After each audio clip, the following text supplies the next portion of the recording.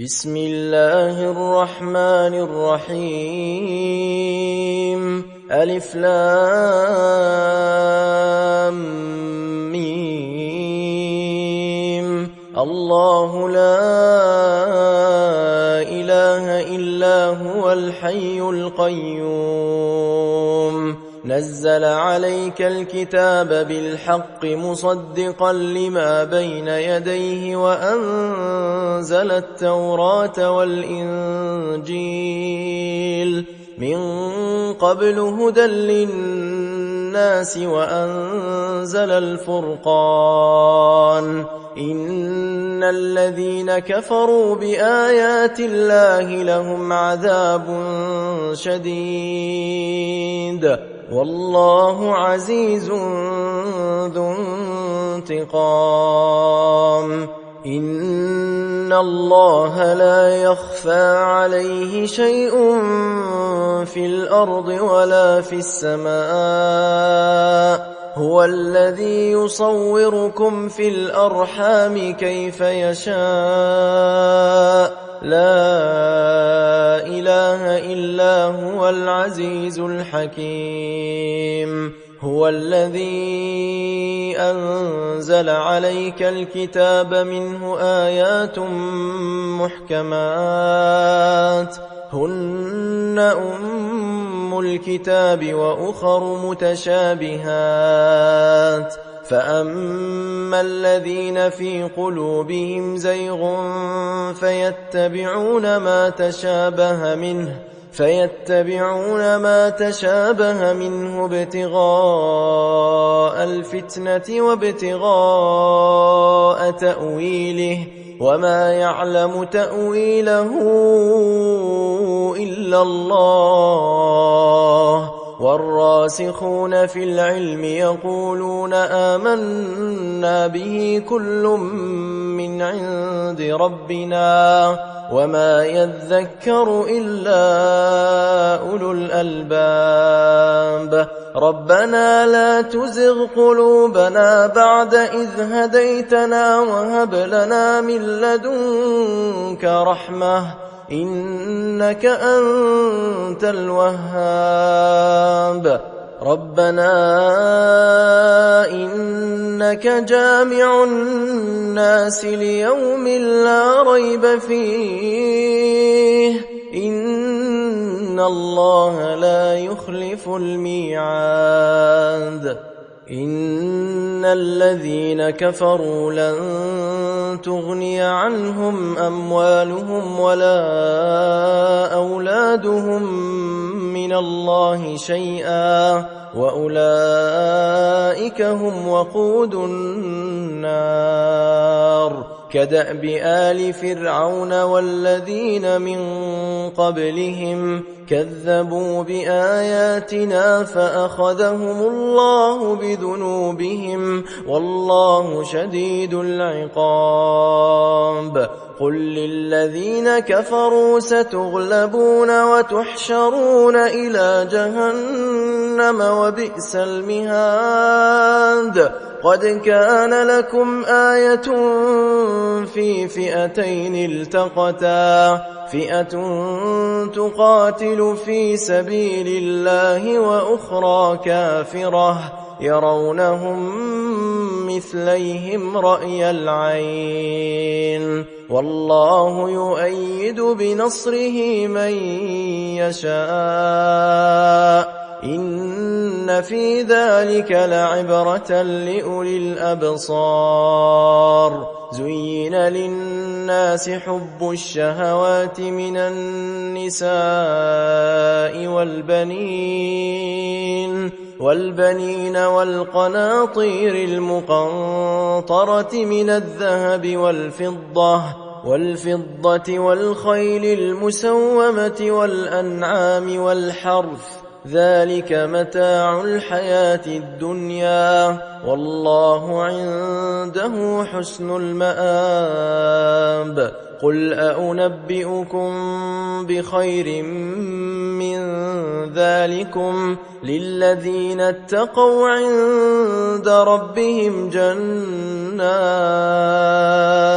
جنات تجري من تحتها الأنهار خالدين فيها وأزواج مطهرة ورضوان من الله والله بصير بالعباد الذين يقولون ربنا إننا آمنا فاغفر لنا ذنوبنا وقنا عذاب النار الصابرين والصادقين والقانتين والمنفقين والمستغفرين بالأسحار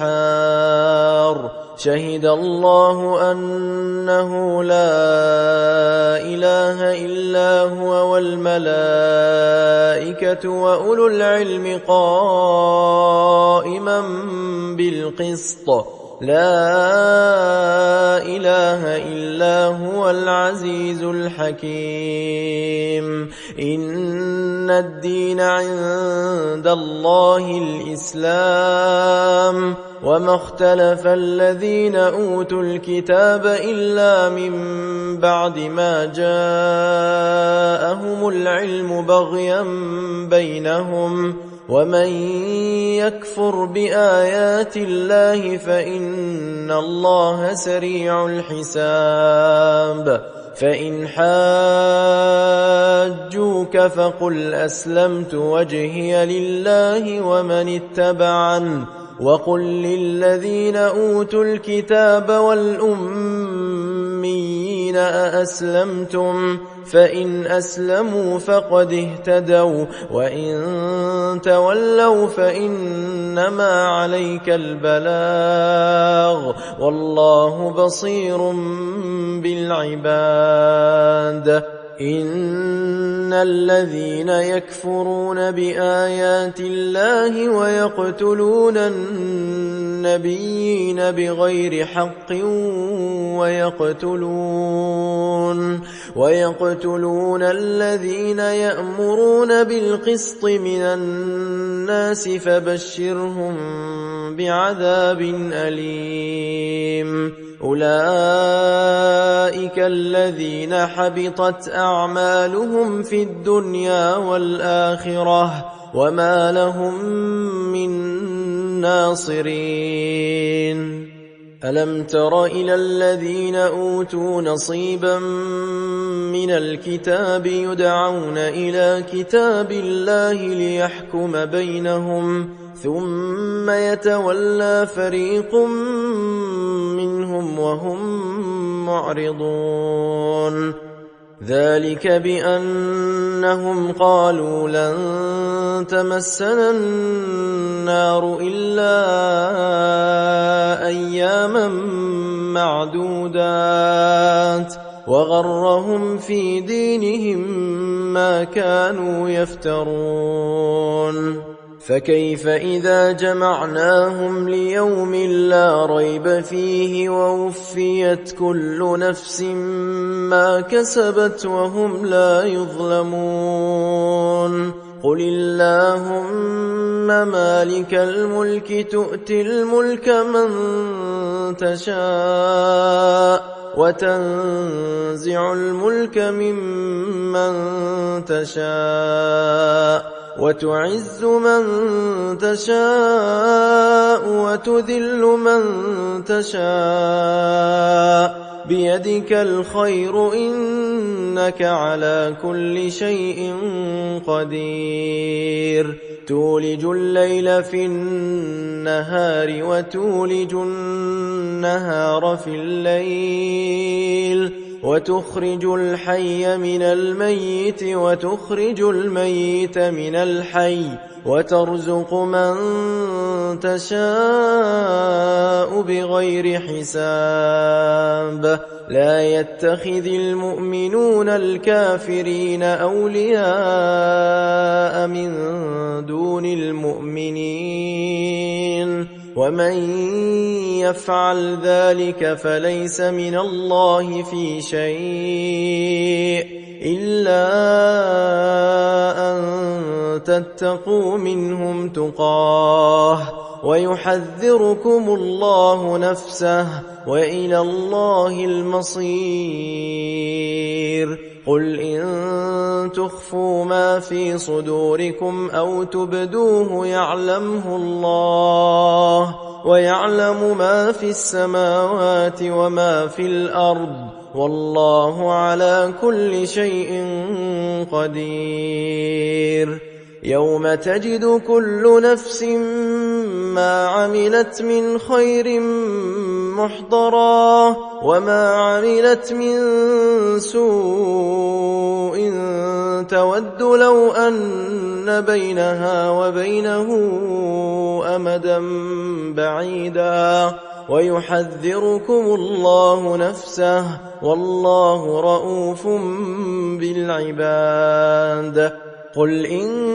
كنتم تحبون الله فاتبعوني يحببكم الله ويغفر لكم ذنوبكم والله غفور رحيم. قل أطيعوا الله والرسول فإن تولوا فإن الله لا يحب الكافرين. إن الله اصطفى آدم ونوحا وآل إبراهيم وآل عمران على العالمين ذرية بعضها من بعض والله سميع عليم. إذ قالت امرأة عمران رب إني نذرت لك ما في بطني محررا فتقبل مني إنك أنت السميع العليم. فلما وضعتها قالت رب إني وضعتها أنثى والله أعلم بما وضعت وليس الذكر كالأنثى وإني سميتها مريم وإني أعيذها بك وذريتها من الشيطان الرجيم. فتقبلها ربها بقبول حسن وأنبتها نباتا حسنا وكفلها زكريا. كلما دخل عليها زكريا المحراب وجد عندها رزقا قال يا مريم أنى لك هذا قالت هو من عند الله إن الله يرزق من يشاء بغير حساب. هنالك دعا زكريا ربه قال رب هب لي من لدنك ذرية طيبة إنك سميع الدعاء. فنادته الملائكة وهو قائم يصلي في المحراب أن الله يبشرك بيحيى مصدقا بكلمة من الله وسيدا وحصورا ونبيا من الصالحين. قال رب أنى يكون لي غلام وقد بلغني الكبر وامرأتي عاقر قال كذلك الله يفعل ما يشاء. قال رب اجعل لي آية قال آيتك ألا تكلم الناس 3 أيام إلا رمزا واذكر ربك كثيرا وسبح بالعشي والإبكار. وإذ قالت الملائكة يا مريم إن الله اصطفاك وطهرك واصطفاك على نساء العالمين يا مريم اقنتي لربك واسجدي واركعي مع الراكعين ذلك من أنباء الغيب نوحيه إليك وما كنت لديهم إذ يلقون أقلامهم أيهم يكفل مريم وما كنت لديهم إذ يختصمون إذ قالت الملائكة يا مريم إن الله يبشرك بكلمة منه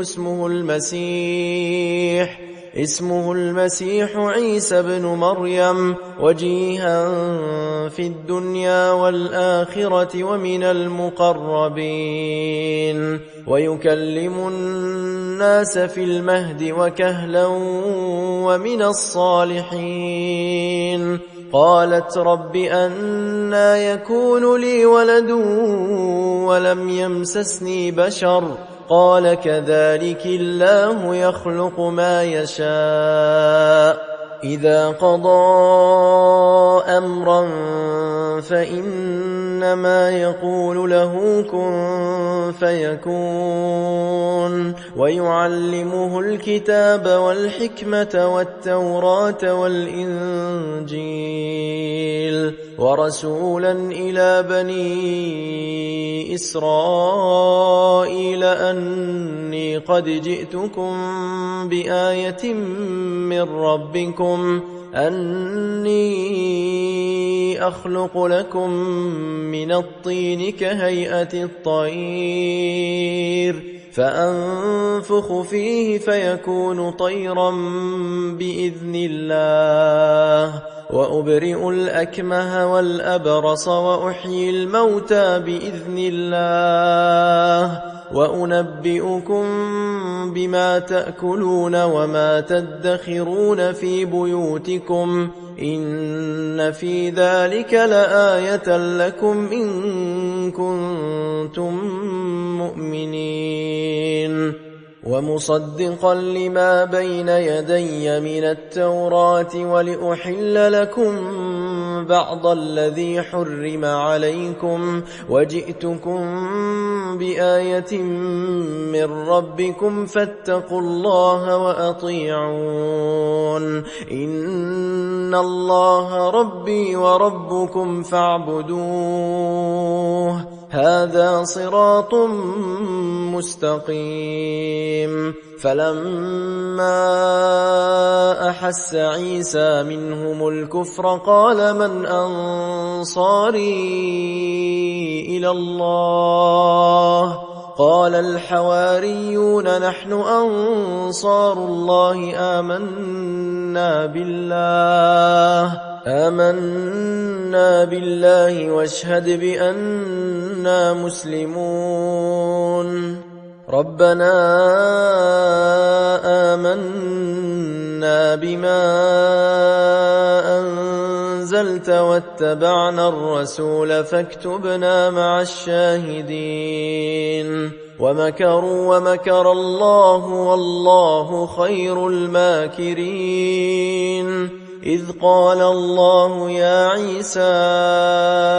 إني متوفيك ورافعك إلي ومطهرك من الذين كفروا وجاعل الذين اتبعوك فوق الذين كفروا إلى يوم القيامة ثم إلي مرجعكم فأحكم بينكم فيما كنتم فيه تختلفون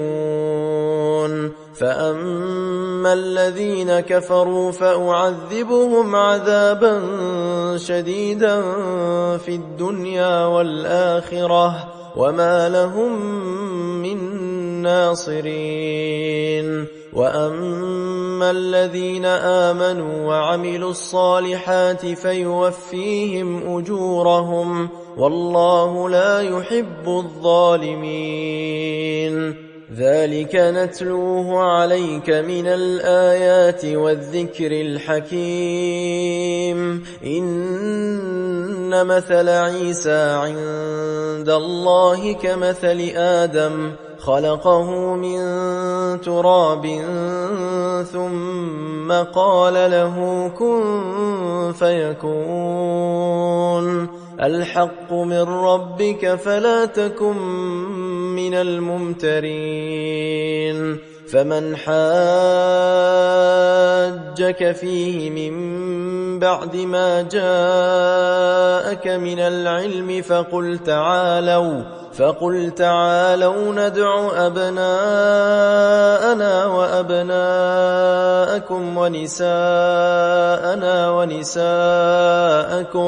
ونساءنا ونساءكم وأنفسنا وأنفسكم ثم نبتهل فنجعل لعنة الله على الكاذبين إن هذا لهو القصص الحق وما من إله إلا الله وإن الله لهو العزيز الحكيم فإن تولوا فإن الله عليم بالمفسدين